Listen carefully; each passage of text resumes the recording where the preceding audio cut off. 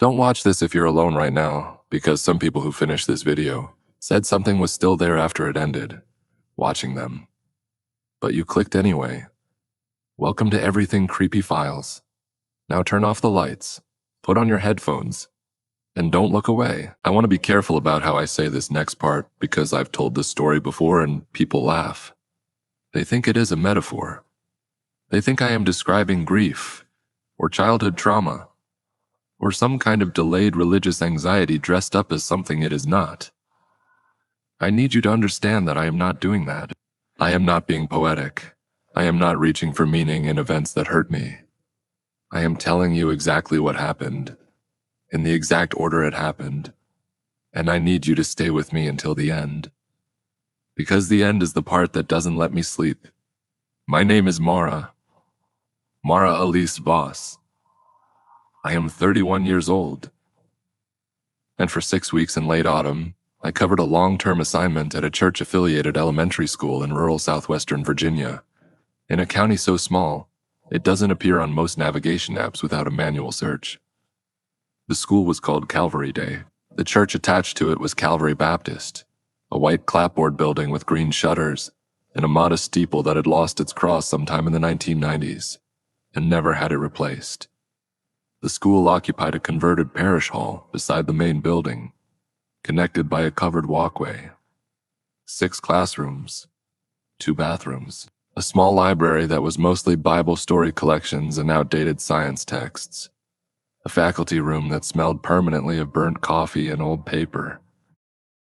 It was a 30-minute drive from the house I was renting in the nearest town, State Route 11, then a 2-lane county road with no name, just a number, through second-growth forest that in October had gone the color of rust and dull gold, and in the afternoons, something almost red that I don't have a better word for.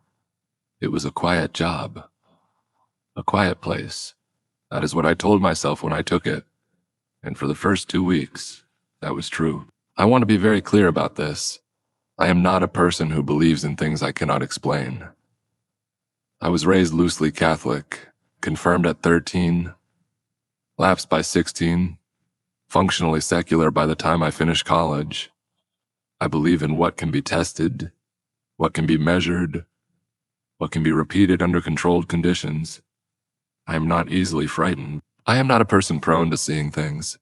I want you to hold on to that while I tell you what I am about to tell you. The school ran Monday through Friday. Weekends, the building was closed and locked. The church used its own sanctuary for Sunday services, and the parish hall that housed the school was shuttered from Friday afternoon until Monday morning. This was standard. This was stated explicitly in the substitute orientation packet I received on my first day from the school's director, a woman named Margaret Foles, mid-60s, reading glasses on a beaded chain. The particular kind of deliberate calm that comes from decades of managing other people's children. She walked me through the building on that first Monday morning, showed me the faculty room, the supply closet, the emergency exit protocol, the laminated behavior management flowchart on the back of every classroom door. She explained the school's technology policy. No personal phones in classroom view during instruction hours. She explained the lunch procedure, the dismissal procedure, the procedure for contacting a parent in case of illness. She gave me a single physical key on a plain ring. No fob, no key card. A brass key, slightly worn, that opened the front entrance and the faculty room. The building is alarmed on weekends, she said. Friday at 5, I arm it. Monday at 7, I disarm. Don't come in on the weekend, even if you've left something behind. The alarm company will call me, and I'll have to come out, and I'll be unhappy. She said that last sentence pleasantly, but she said it twice. I had no reason to be in the building on the weekend. For the first 2 weeks, the class I was covering was 3rd grade, 8-year-olds, 14 students. The regular teacher, a woman named Diane Horst, was on medical leave, a appendectomy routine, but requiring recovery. She'd be back in 6 to 8 weeks. The students knew me as Miss Voss. They were, by the particular standard of children that age, mostly fine. 3 of them were difficult in ways that were clearly long-standing. The rest were unremarkable in the way that healthy children in stable environments tend to be, and I mean that kindly. That is relevant. I want to be clear about that because of what comes later. By the third week, I had started to notice something. It began as a sound, not a frightening sound, nothing dramatic, just a sound that was in the wrong place. A sound that, the first time I heard it, I assumed had a simple explanation, and the second time, made me stop what I was doing and stand very still. It was a voice. A child's voice. Calling something. I heard it first on a Wednesday, after 3:15, after dismissal, when the building was empty except for me. I was in the faculty room grading a set of worksheets. Penmanship practice. The letter loops the students had been working on that week. The building had gone quiet the way old buildings do after the people leave, settling into itself, small creaks, the breath of the HVAC. I was used to it. I had been staying late most days, finding it easier to grade there than to take work home to the rental. The voice came from the direction of the classrooms, down the corridor. I heard it clearly enough to know it was a child, high-pitched, the particular carrying quality of a child's voice in an empty hallway, but not clearly enough to make out words. I assumed a student had been left behind. It happens, a parent late to pick up, a child waiting in a classroom. I walked down the hall and checked. All the classrooms were empty. The front entrance was locked. I walked the building end to end. No one. I told myself I had misheard. Sound moves strangely in old buildings. There were houses nearby. Not close, but within a quarter mile. A child outside, in the parking lot. The voice carrying through a window. That was perfectly reasonable. I went back to the faculty room and finished grading. I heard it again on Friday. This time it was later, closer to 4 o'clock. The same quality of voice, one child, not multiple, the sound of something being called out rather than spoken conversationally. I was more attentive this time. I walked the building again, more slowly. Checked the bathrooms, checked the supply closet, checked the library. Empty. All of him. That time, I stood in the middle of the corridor for a long moment before I went back to what I was doing, and I noticed something that I filed away without examining too closely, which was this. The voice had seemed to be coming not from any specific room, but from the covered walkway connecting the school to the church. From the direction of the church itself, which I had never been inside. I didn't go look. The church was a separate building with its own lock, and I had no key to it, and I told myself again that I had misheard. That sound does strange things in corridors, that old buildings have their acoustics. I went home. I didn't mention it to anyone. The third week ended. The fourth week began. On Monday of the fourth week, I arrived at 7:15 as usual. Margaret Foles arrived at 7 to disarm the alarm, and the building was already open when I got there. I went to my classroom, set up the morning materials, and didn't think about the voice from the previous week. By Wednesday of that week, I had begun to notice something else. The attendance binder. Every classroom at Calvary Day had a physical attendance binder. Blue vinyl cover. The class roster laminated inside the front. Daily sign in sheets, in a tab section behind it. I took attendance every morning at 8:10, marked present or absent, initialed the sheet, and submitted it to the school office by 8:30. Standard procedure, nothing unusual. But on Wednesday of the fourth week, I opened the binder to the current week's sheet and found the Thursday page already filled in. Not by me. It was filled in a different hand, slightly larger letters, less consistent pressure, the particular slightly uneven quality of writing done in a hurry or in poor light. Every student marked present. The initials in the corner were not mine, not Margaret Foles's, not any hand I recognized. And the sheet was for Thursday. It was Wednesday morning. I stood looking at it for a long time. My first thought was that someone was playing a joke. One of the older students, perhaps.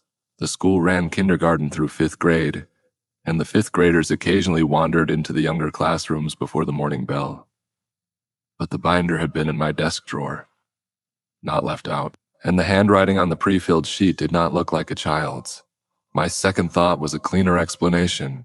The sheets had been filled in by the previous substitute, the one who had covered the class in the first week before I arrived, and I had simply not noticed until now. I pulled back through the binder to check. The previous week's sheets were all in my handwriting. I put the Thursday sheet aside and filled in a fresh one for Wednesday. I submitted it to the office without mentioning the other sheet. I don't know why I didn't mention it. Some combination of not wanting to seem like I was complaining, and something else. Some instinct. I didn't examine that, said to wait and see. Thursday came. I opened the binder at 8:10 to take attendance. The sheet for Friday was already filled in. Samey hand. All students present.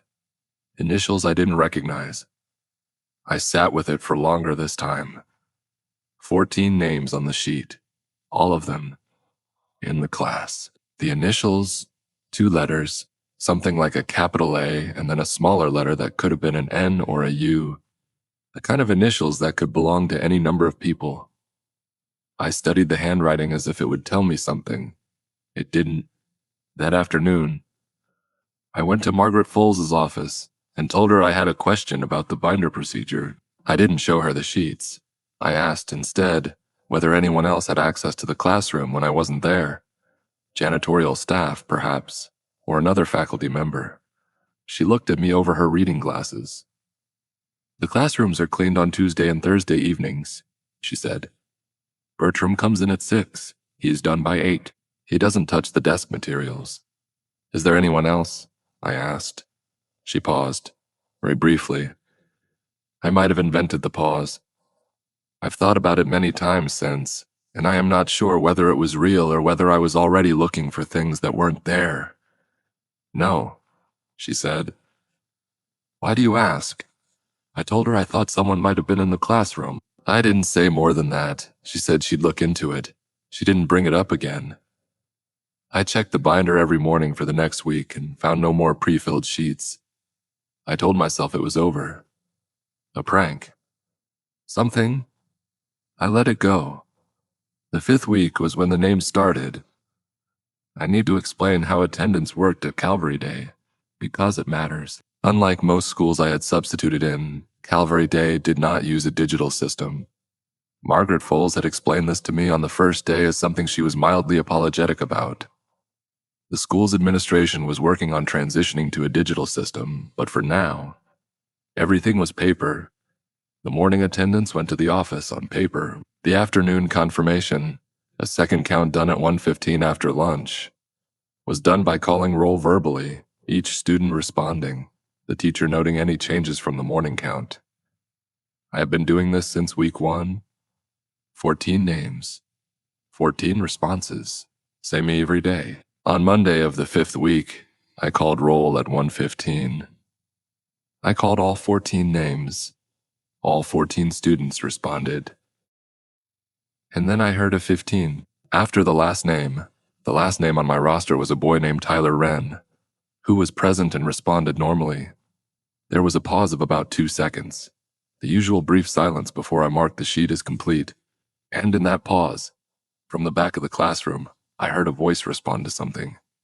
Not to Tyler's name, not to any name I had called, a response to a name that hadn't been spoken, a single syllable, here. I looked up from the sheet. All 14 students were looking at me. Normal Tuesday afternoon classroom look. Slightly post-lunch sluggish, waiting for the reading period to start. Who said that? I asked. Silence. Simona spoke after roll, I said. I kept my voice level. I was watching their faces for the suppressed smiles, the glances between students that indicate a shared joke. I didn't see them. I didn't hear anything, said a girl named Priya, who sat in the 3rd row and was reliably honest to the point of occasional social inconvenience. Neither did I, said the boy next to her. I counted the students. 14. Counted again. 14. I marked the sheet. I started the reading period. I didn't say anything else. I heard it again on Wednesday. This time, it wasn't after the last name. It was during roll. Between 2 names, in the gap while I was marking the sheet. A voice from somewhere in the room responding to a name I wasn't calling, the name it was responding to. I didn't catch it entirely. Something short. One syllable, maybe two. It didn't match any name on my list. I didn't react visibly that time. I finished roll, marked the sheet, began the afternoon lesson. That night, driving home on State Route 11, in the dark between the second growth trees now mostly bare, I thought about whether I was mishearing something. An auditory trick, the HVAC, some resonance in the classroom, a student coughing, or shifting in a way my brain was interpreting as speech. I thought about whether I was under more stress than I realized, whether the isolation of the posting, the drive, the small town, the rental house with its single-pane windows and drafty kitchen, was doing something to my perception. I was almost convinced, and then I thought about the pre-filled attendance sheets. I didn't sleep well that week. The rental house was a small 2-bedroom that belonged to a family named Garrett who spent most of the year in Florida. I had it through a property management company. It was clean, functional, and deeply quiet in the way of rural houses in cold months, when the insulation is good enough that you can hear the house breathe. I had been sleeping fine before. After that Wednesday, I lay awake until 2, 3, sometimes 3:30, with the specific quality of wakefulness that isn't about noise or discomfort, but about something unresolved in the brain. A thought that won't complete itself. I kept coming back to the pre-filled sheets. If someone had access to the classroom, why would they pre-fill attendance sheets? What purpose did that serve? If it was a prank, it was an oddly specific and structurally coherent one. Both sheets filled in correctly. All students present. The right format. The right position in the binder. A prank by someone who understood the procedure, by someone who was familiar with the class roster, and the voices during attendance call. I had 14 students. I had heard across 3 separate instances a voice that did not belong to any of them. I started to think about the covered walkway. The voice I had heard on those late afternoons coming, I had thought, from the direction of the church. The building I had no key to, the building that Margaret Foles had mentioned, was used only on Sundays, only for services. I thought, what if it is used for more than that? Not a paranormal thought, a practical one. What if the church ran programs I wasn't aware of? A youth group, an after-school program, children using the covered walkway and the sound carrying. What if someone who worked with those programs had access to my classroom and had been using the attendance binder for some other purpose? Practice, record-keeping for another group. It was thin. I knew it was thin, but it was better than the alternative, which was that I had no explanation at all. On Thursday of the 5th week, I stayed late again. I waited until I was certain the building was empty. Margaret Foles left at 4:30, the last of the other faculty by 4:45. I walked to the covered walkway. The walkway was maybe 20 feet long, roofed, with low walls on either side. Plain concrete floor. The school door at one end, the church door at the other. Both doors had push-bar hardware on the inside. Key locks on the outside. From the school side, I could open the walkway door without a key. I did. I stood in the covered walkway and looked at the church door. The light was going. It was close to 5, and in late October in that part of Virginia, the dark comes fast. The walkway was unlit. What light there was came from the school windows behind me, and from the thin strip of sky visible above the low walls. The church door was painted the same green as the shutters. Old paint, a little peeling at the lower edges. I stood there for a moment, not quite doing anything. Then I knocked. 3 times, which felt like the right number, though I couldn't have said why. No answer. I tried the handle. Locked. I stood there a moment longer, listening. Nothing from inside. No voices, no movement, no acoustic suggestion of presence. Just the sound of my own breathing and a faint wind in the trees behind the church. I went back inside. I locked the walkway door behind me. 5 minutes later, as I was gathering my things in the faculty room, I heard the voice again. Not from the classroom this time. from the walkway.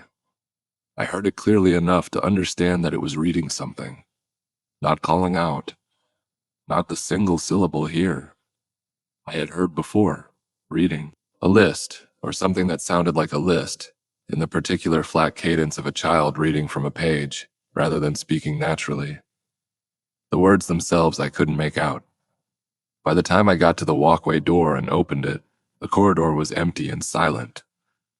I went to my car. I drove home. I didn't tell anyone. That night, I made a decision that I have thought about many times since. I decided to go back on the weekend. I know. I know what Margaret Foles had said.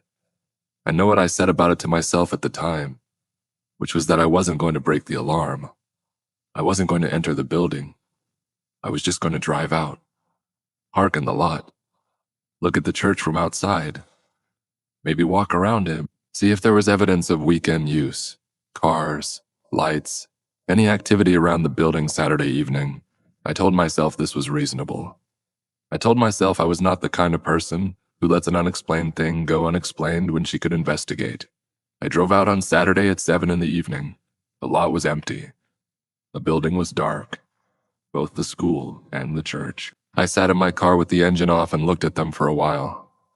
White clapboard, green shutters, the sky behind them the deep navy of a cold October night with cloud cover. No stars visible. The covered walkway between them was a dark rectangle. Nothing moved. I got out of the car. I wasn't going to enter the building. I want to be clear about that. I was going to walk around the exterior of the church, look in the windows if I could reach them, establish that the building was empty and dark and had no signs of recent occupancy, and go home. The windows on the church's south side were tall, old-style, double-hung windows with wooden frames, set about 4 feet off the ground. I had a flashlight on my phone. I walked to the first window and held the light up. Pews. A plain interior. Wooden pews. A central aisle. A raised platform at the far end with a simple wooden lectern. No altar ornamentation. No statuary. Nothing unusual. The kind of spare Baptist interior that emphasizes the austerity of plain worship. A few folding chairs stacked along one wall. An American flag and a Christian flag on either side of the lectern. The second window showed more pews. The side wall with a series of framed items, photographs or plaques. I couldn't tell at that distance. The third window showed a side room, what looked like a Sunday school classroom. Small chairs, low tables, a bookshelf with bright-spined children's books, a whiteboard with something written on it in dry erase marker. I held the light closer to read it. The writing was a list. I could make out about half of it from the angle and distance. It looked like names, a column of names, written in large clear letters. The kind of writing that is meant to be read from a distance. The way a teacher writes on a board for a class. Some of the names I could read, some I could not, because of the angle, or the writing, or the distance. The names I could read were not names I recognized from my class roster. But that wasn't what made me step back from the window. What made me step back was this. The second name on the list, written in large clear letters in the middle of the whiteboard, was mine. Mara, not Mara Voss. Not Miss Voss. Just the first name, in the same hand as the rest, in the same dry erase blue marker as the rest, in the middle of a list of names on a whiteboard in a locked Sunday school classroom in a church that was not in use. I stood in the cold grass with the flashlight beam on that window for what felt like a long time. I was trying to find the explanation. I was running through every rational possibility with the particular focus of someone who has just seen something their mind needs to immediately contextualize, or it will do something bad. It could be a common name. Mara is not an unusual name. There were other Maras in the world. Other Maras in rural southwestern Virginia. Other Maras who might have some connection to this church. But the list appeared recent. The dry erase marker was clean and bright, not faded. And I had been substituting at the school attached to this church for 4 weeks. I walked back to my car. I sat in it with the heat running until I stopped shaking, which took longer than I would like to admit. And then I drove home. I didn't sleep that night. Sunday I spent in the rental house trying to work out what I was going to do. The rational options were report it to Margaret Foles, which required explaining why I had been at the building on a weekend after she had explicitly told me not to come on weekends. Or say nothing, go back Monday, do my job, and treat the weekend's experience as something to be filed and not examined. I chose the latter. I'm not proud of that choice in retrospect, but I want to be honest about it. I was afraid of looking unhinged. I was a substitute, a temporary employee, not on staff, with no institutional standing, telling the director that I had driven out to the school on a Saturday evening because I was hearing voices during attendance call, and finding pre-filled attendance sheets was not a conversation that would end well for me professionally. So I went back on Monday. Monday was normal. Attendance call at 8:10, 14 names, 14 responses, nothing between them, nothing after. Afternoon roll at 1:15, same result. The whiteboard in my classroom showed only what I had written on it. The attendance binder was clean.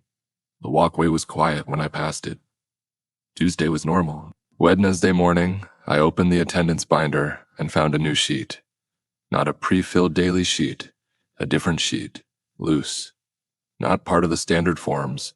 Tucked inside the front cover where the roster was laminated. A list of names. I recognized the format immediately. It was laid out like a class roster. Names in a single column, a line to the right of each name, presumably for marking present or absent. Typed, not handwritten, in a plain serif font. There were 23 names on it. I knew 4 of them.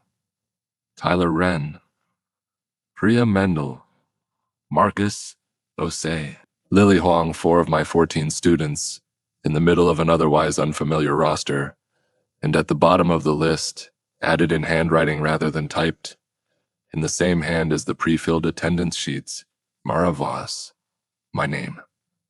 On the roster, not as a teacher, not labeled, not explained, in the same column as the students. As though I were one of the 23, I stood in the empty classroom with that sheet in my hand for a very long time. The morning bell hadn't rung yet. The building was quiet. The covered walkway was at the far end of the hall, its door closed, the church beyond it dark. I folded the sheet and put it in my bag. I went through the day normally. I did not tell anyone what I had found. I did not call Margaret Foles into the classroom. I taught penmanship in a science unit on weather systems and a reading comprehension exercise about a family of geese. And I ate my lunch alone in the faculty room. And I called afternoon roll at 1:15. And I heard all 14 of my students respond. And I did not hear a 15, but that night I sat at the kitchen table in the rental house with the sheet in front of me and I looked at the 23 names. I did not recognize the other 19 names. Not from the school. Not from any list I had seen. Not from any interaction in the building or the community. I had been in the area for 5 weeks at that point. I had shopped at 2 grocery stores, filled gas at 1 station, eaten at 2 restaurants in the nearby town. I did not recognize these names from any of those contexts. I typed some of them into a search engine. Nothing useful. Common enough names that a search returned nothing specific to the area. No church directory online, no community listings. The church itself had no website that I could find. It had a name, Calvary Baptist, but the name returned results for a dozen other Calvary Baptist churches in the state and region. None of them this building, this county, this road.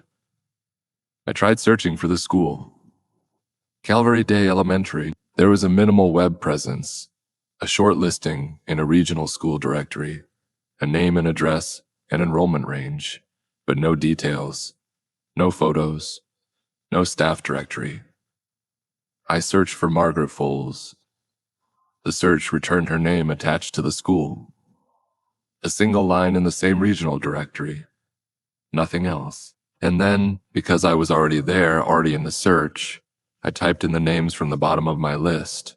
Wren, Mendel, Osei, Huang, and looked for any connection to the church or to anything in the county that wasn't the school. Nothing.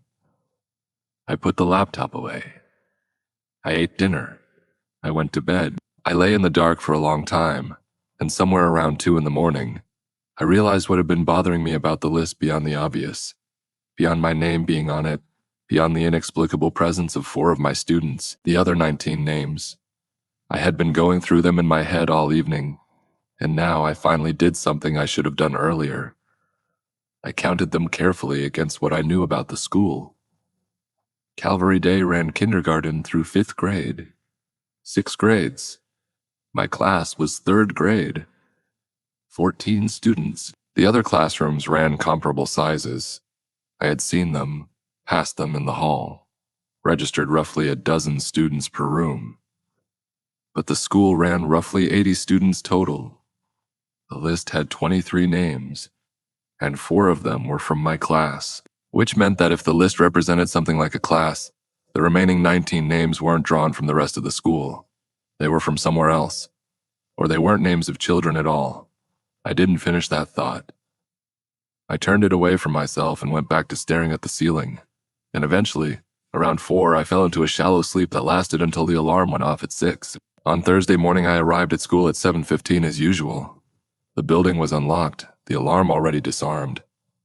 I went to my classroom, set down my bag, went to hang my coat. Margaret Foles was standing in the doorway. She did not usually come to my classroom in the morning. She stood in the doorframe with her reading glasses on the chain around her neck and her hands folded in front of her, and she looked at me for a moment before she said anything. "I heard you were out at the building over the weekend," she said. I didn't ask how she knew. The answer came to me immediately. The alarm. Even walking the exterior, I might have triggered a perimeter sensor, something motion activated, something that logged activity without triggering the full alarm. Or a neighbor had seen my car. Or something else. I said. "I want to apologize. I know you asked me not to." She nodded. Once, slowly. "What were you looking for?" I thought about the whiteboard, about the list, about my name in blue dry erase marker in the Sunday school classroom. "I had some questions," I said, "about the building." She was quiet for a moment.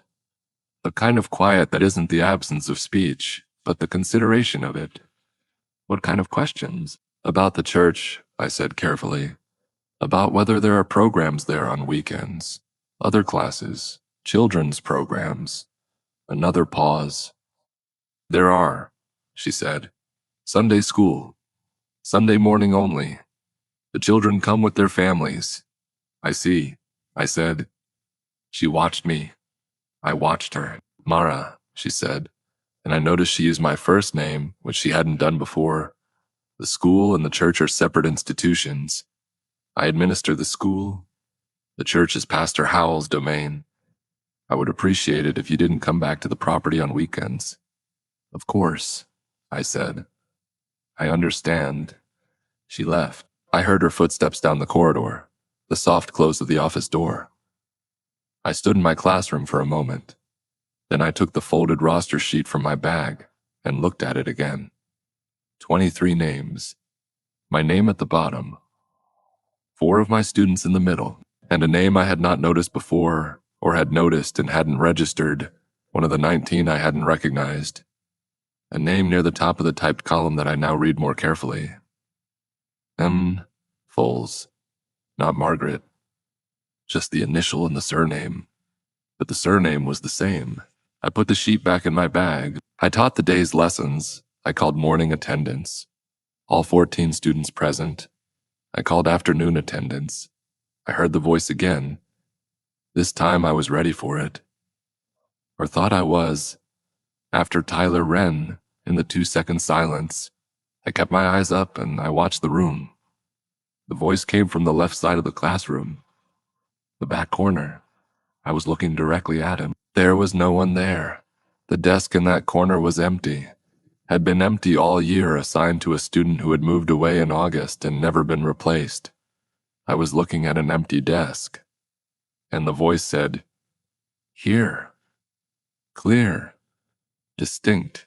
1 syllable. The flat effect of a child responding to their name in the particular bored voice of a child who has answered roll call many times. I closed the attendance sheet. I said, "All right. Reading time." I did not react further. I am not sure I could have. That night I drove home and I sat in the rental house kitchen with the sheet, and I finally counted through all 23 names looking for one thing. I was looking for whether any of them matched the names I had heard, or thought I had heard. In those moments after roll, the name the voice had been responding to.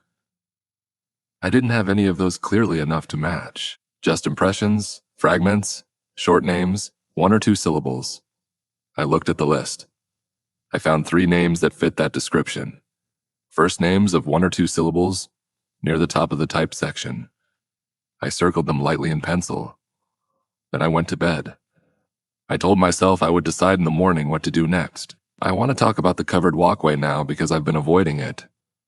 I have been avoiding the walkway since the incident on Thursday of the previous week, when I had heard reading from the other side of the closed door. I had been going around through the external entrance when I needed fresh air, avoiding the route through the walkway that some of the other faculty used as a shortcut to the church's parking area. I had a specific physical reluctance about it that I had not examined and didn't want to. On Friday morning of the 5th week, the morning after I heard the voice respond from the empty desk, I had a reason to use the walkway. A student, Marcus Osei, had left his lunchbox in the library the previous afternoon. His mother had called the school office and spoken to Margaret Foles, who had asked me, when I arrived, to retrieve it and have it sent home with Marcus that day. The library was at the far end of the building, past the walkway. I could have gone the long way, but I went through the walkway. I walked through it quickly. School day had started, students in their classrooms, noise at the building normal and inhabited. I told myself there was nothing wrong with the walkway. It was 12 feet wide and 20 feet long and had a roof and walls and nothing in it.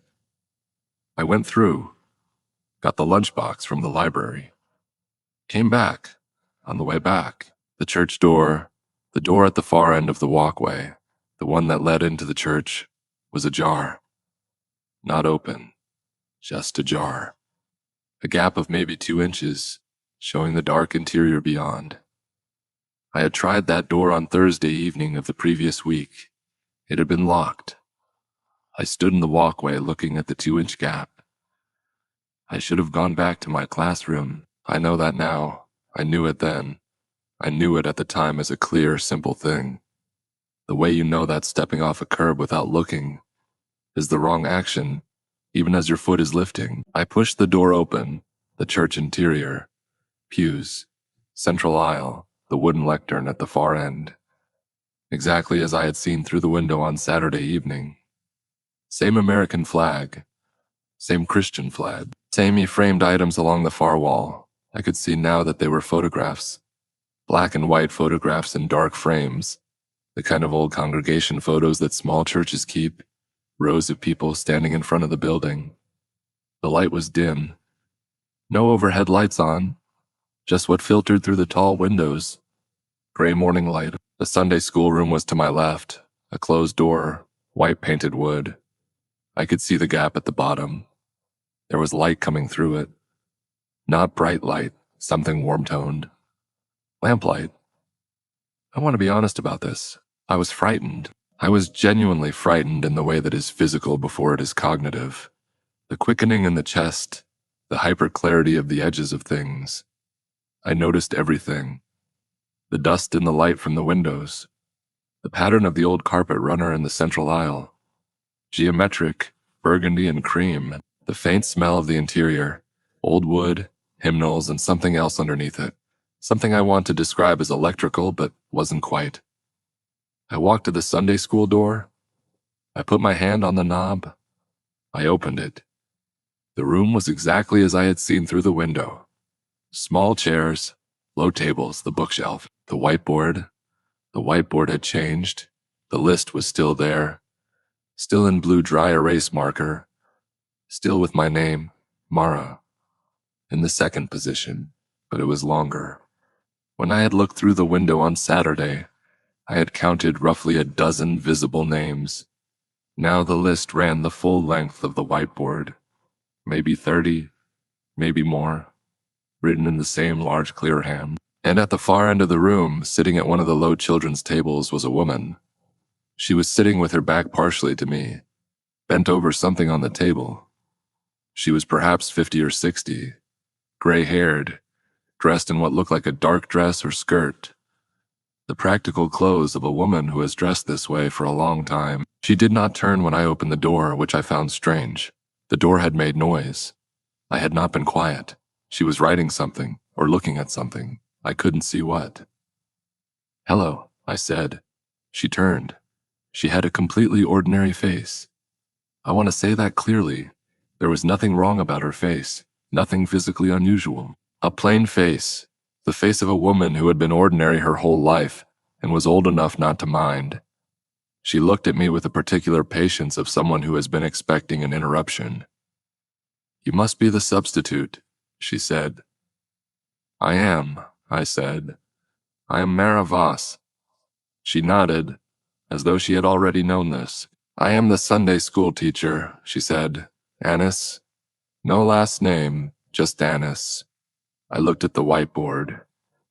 From this angle, I could see the full list. More names than I had estimated.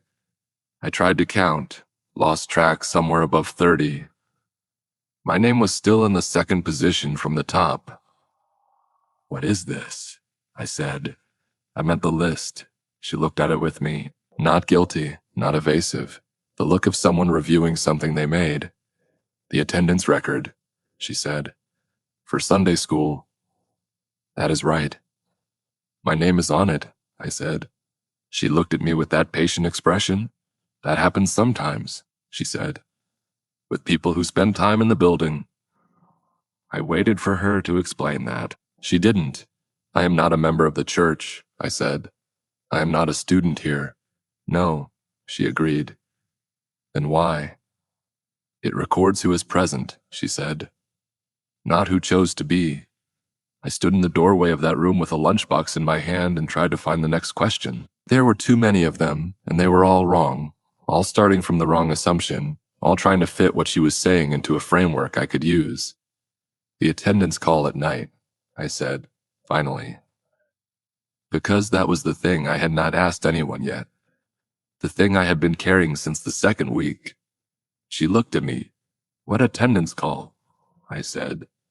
"What names are you calling?" She was quiet for a moment, the kind of quiet I had gotten from Margaret Foles in the office, the quiet of calculation.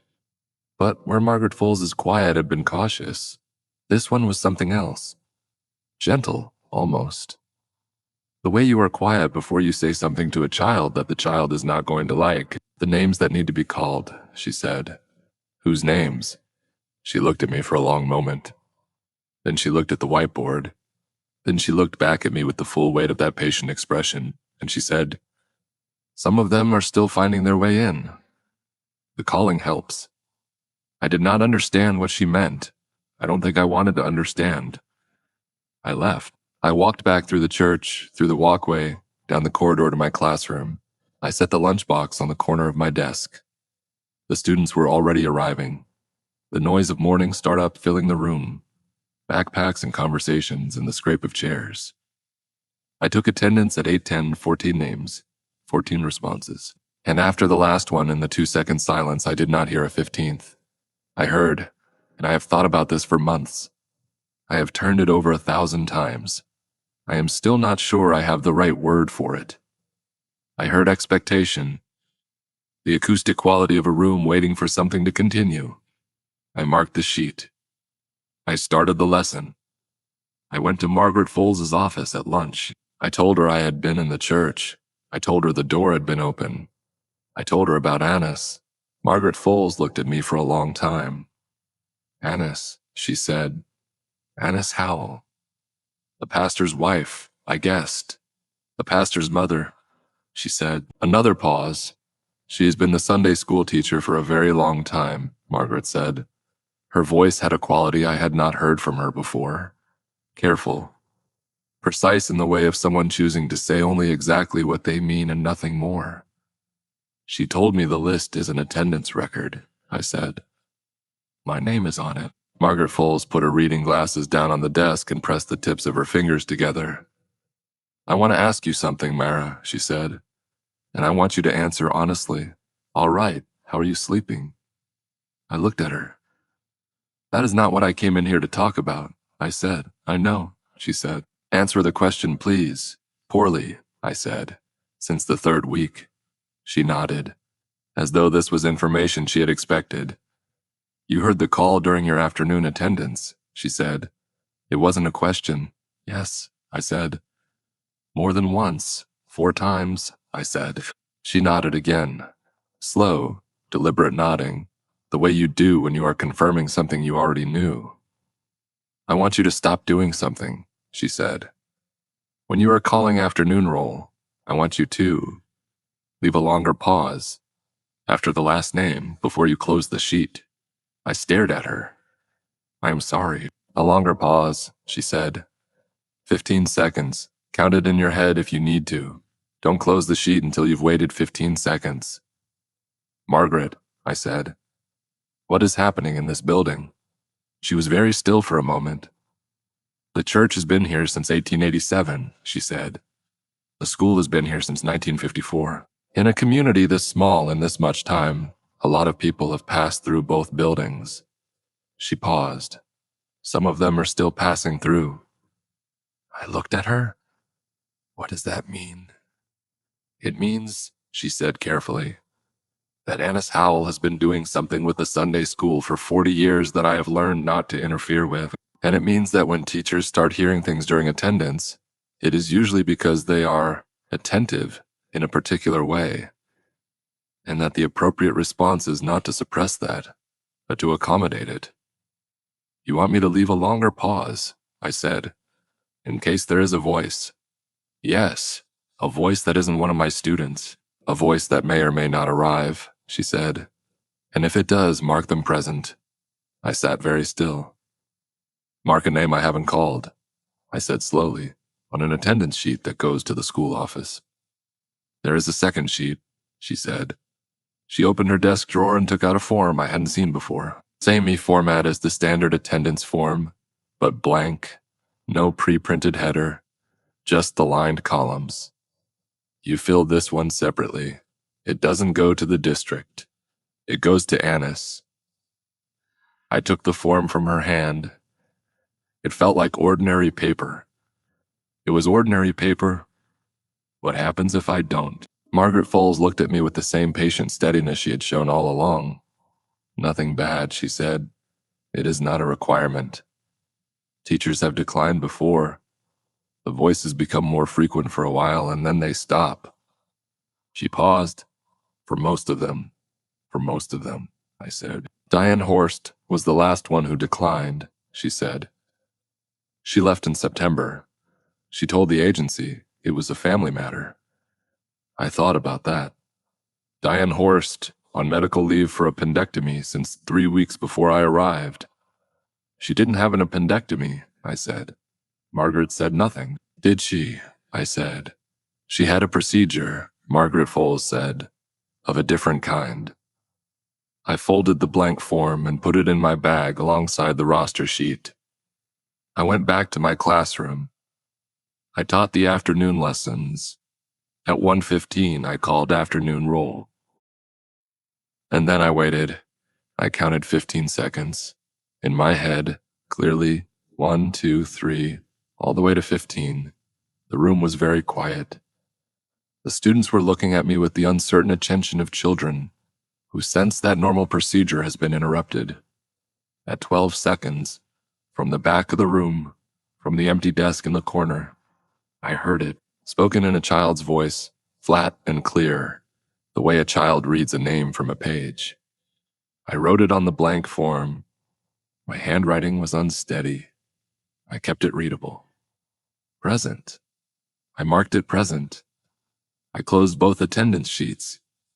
I told the class to take out their reading books. I want to tell you what the rest of the 6th week was like, and the partial 7th, and what happened on the Saturday before I finally left. I want to tell you all of it, but I find, now that I am here, that some of it I am still not able to put into words that don't sound either delusional or, worse, ordinary.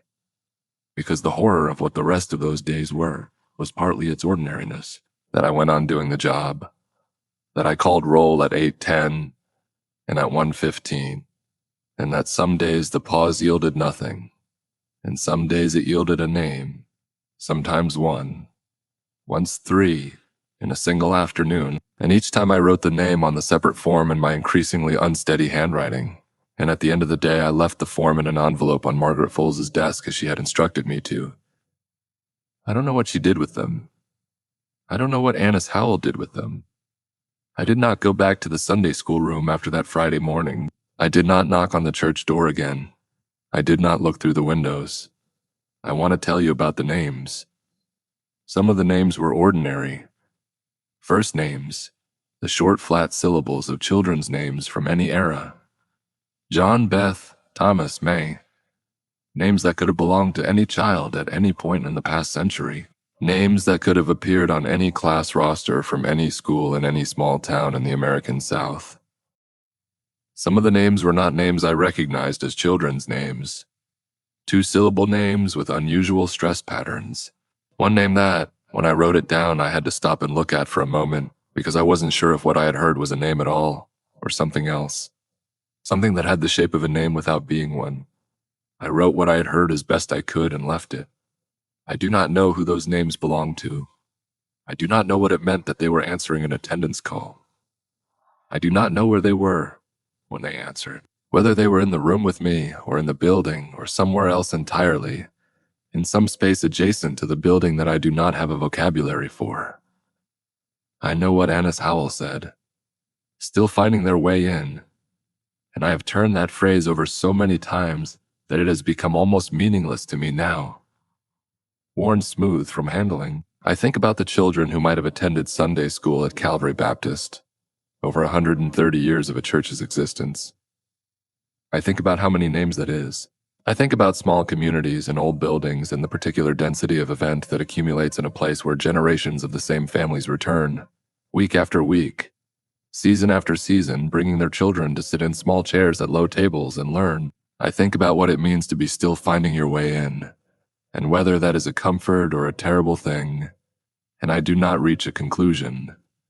On Friday of the 6th week, which turned out to be my last full week, two things happened. The first happened in the morning. I was setting up the classroom before the students arrived when I noticed that the roster sheet in the attendance binder, the laminated class list inside the front cover, the one that had been there since the first day, had been replaced. It was the same format, same font, same layout, but it had 23 names on it now instead of 14. The 19 names from the sheet I had found in the 4th week, plus my 14 students. My students' names were in the familiar 14 positions. The 19 additional names were interspersed among them, not grouped at the bottom, not in a separate section, but distributed throughout the list as though this were a single class of 23. My name was not on this list. I stood looking at it for a long time. Then I took the laminated sheet out of the binder and held it up to the window. It was a laminated sheet, the kind you make with a laminator. Sealed edges, the plastic warm-toned against the morning light. The print was crisp, the font was clean. This had not been done in haste. I put it back. I called attendance at 8:10. I called all 14 of my students' names. All 14 responded.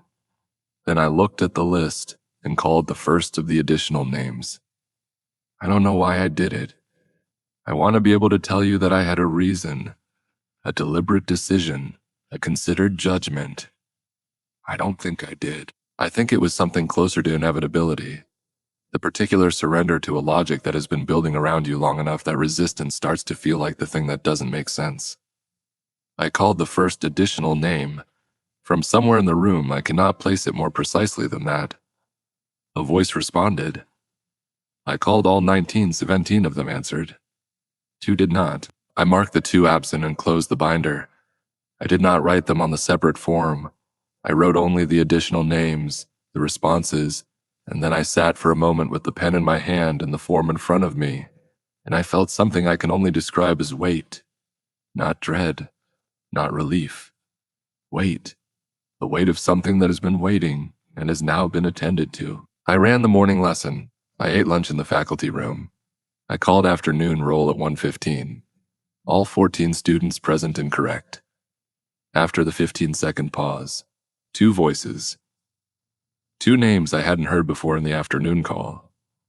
I wrote them on the form. I marked them present. One of those names was a name from the morning's additional roster. One of the 2 who hadn't answered in the morning, now answering in the afternoon. The other name I had not heard before at all. I wrote it down. I stared at it for a moment. I put the form in the envelope for Margaret Foles. I drove home. The second thing that happened on Friday, I have been putting off telling you. After school, after the students had been dismissed, and the building was quieting down, I went to the faculty room to gather my things. I was standing at the coat hooks, putting on my coat, when I heard something. It was not a child's voice. It was my own. From somewhere down the corridor, from the direction of my classroom, I heard my own voice calling names, the flat procedural cadence of attendance call, my exact inflection, the particular rhythm I had developed over 6 weeks of calling the same names in the same order. My voice, clear and recognizable. Calling names I did not know. I stood at the coat hooks with one sleeve on and one sleeve off, and I listened. I counted the names. 15, 20, more, a long roster, more names than I had ever called, more names than I knew. My voice calling them without stopping in the measured, unhurried cadence of someone working through a complete list. And between each name, in the 2-second silence I had learned to leave, a response. Not all of them. Some names went unanswered, the way some always did. But most of them, a voice from somewhere I could not locate, answering with that flat single syllable. Here. I finished putting on my coat. I walked down the corridor to my classroom. The room was empty. The whiteboard had only what I had written on it. The day's vocabulary words, partially erased. The attendance binder was closed on my desk. The empty desk in the back corner was empty. I stood in the doorway and I listened, and there was nothing. And then from somewhere very close, from directly beside me, at the height of a child standing next to my shoulder, I heard my own voice, one more time, calling my own name, and then, after the 2-second pause, in a voice that was not my own, in a voice I had been hearing for 6 weeks from locations I could not identify, in the flat carried tone of a child answering roll in a room they have been in many times before. Here. I left. I drove to the rental house. I called the substitute agency that night and told them I had a family situation and could not complete the placement. They were annoyed but procedurally accommodating. They would find a replacement for Monday. I had the house through the end of the month. I stayed 2 more nights, packing slowly, not leaving until Wednesday, because I had paid the month, and because some part of me needed the time between what had happened and the departure, needed the days to be ordinary days with ordinary tasks. On Saturday, the Saturday between Friday and the Wednesday, I drove to the building one more time. I told myself I was getting something I had left behind. I had not left anything behind. The building was dark and locked. The lot was empty. The morning was gray and cold, first frost threatening. The trees past their color, and now bare against the sky. I parked and sat in the car for a while. I did not get out. I looked at the church, the green shutters, the walkway between the building, the window of the Sunday school room, dark now, no lamp behind it. I thought about Annis Howell. I thought about Margaret Foles. I thought about Diane Horst, wherever she was, whatever procedure she had needed, whatever she had refused to do and what the refusal had cost her. I thought about the 43 or 45 names on the whiteboard list, and whether they were all answered by now, and what it meant for a name to be answered, and what it meant for one not to be. I thought about the building in 1887, when the church was built, and the 1954 edition, and 130 years of Sunday mornings, and all the small chairs at the low tables, and all the children who had sat in them. I thought about what it means to still be finding your way in, whether that is how it feels, from inside it, movement, direction. the sense of still being in transit, or whether it is simply the only language a living person has for a thing that has no language of its own. I don't know. I started the car. I drove back down the county road with no name, through the bare second-growth trees, to State Route 11. I am back in Portland now. I have been back for 4 months. I have a new posting, a public elementary school, 3rd and 4th grade, a large modern building with electronic sign-in and digital attendance, and 63 students across 2 rosters. I call morning attendance at 8:15. I call afternoon attendance at 1:30. I leave a 15-second pause after the last name. Most days, nothing. Some days, not often. Not every week. I hear something in that pause. A voice, or the shape of one. A name, or something that has the shape of a name. Flat, carry the particular tone of a child answering because they know the procedure. I write those names on a separate sheet. I keep them in a folder in my bag. I don't know what to do with the folder. I don't know who I would give it to. I keep it because it seems wrong not to. Because if something is answering, something is present. And presence should be marked. Whatever it is, I have thought about calling Calvary Day to ask. To ask Margaret Foles what the folder is for, who receives it, what it changes. To ask whether the names I am collecting now have anything to do with the names on Annis Howell's whiteboard, or whether this is something that has followed me specifically. The way Margaret said it follows people who are attentive in a particular way. I haven't called. I tell myself I'll call eventually, when I am ready to know the answer. But there are things you cannot unknow, and I have learned, in these 4 months of 15-second pauses, and the growing folder in my bag, that the cost of asking is arriving at an answer, and that some answers close doors that can never be reopened from the inside. I think about Annis Howell sometimes. At her table in the lamplight, patient, the list growing across the whiteboard behind her. I think about what it means to do something for 40 years. The particular commitment of that, the consistency of someone who has decided that this is the work, that calling the names is the work, that marking them present is the work, that the 15-second pause and the answer and the mark in the column constitute a form of care that outlasts understanding. I think about whether she sleeps well. I think I do not want to know the answer to that either. What I know is this: the school exists, the church exists, the covered walkway between them exists. Annis Howell is real, and Margaret Foles is real. And the 32 names I collected in 6 weeks in that building are in a folder that I carry with me now. I do not know what those names are. I do not know what it means that they answered. I know that when I hear my own voice calling my own name in the empty corridor of a building I am leaving, I walk toward the door and not toward the sound. And I know that somewhere in rural southwestern Virginia, on a whiteboard in a Sunday schoolroom, in clear blue dry erase marker, a list of names grows in a hand I have seen only once, and that mine is still on it. I check sometimes in the way you check from 4 states away, without being able to verify. I lie awake at 3 in the morning with the rental house silence. The new rental house now, different state, different county road. And I think about the whiteboard.